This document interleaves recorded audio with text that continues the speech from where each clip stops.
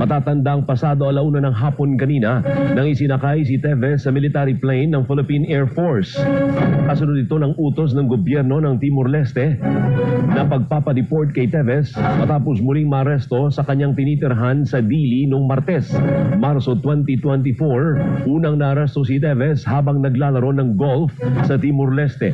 Si Teves po ay naharap sa kasong multiple murder dito sa Pilipinas kaugnay ng pagpatay kay Negros Oriental Governor Roel de Camo at siyam na iba pang biktima ng massacre.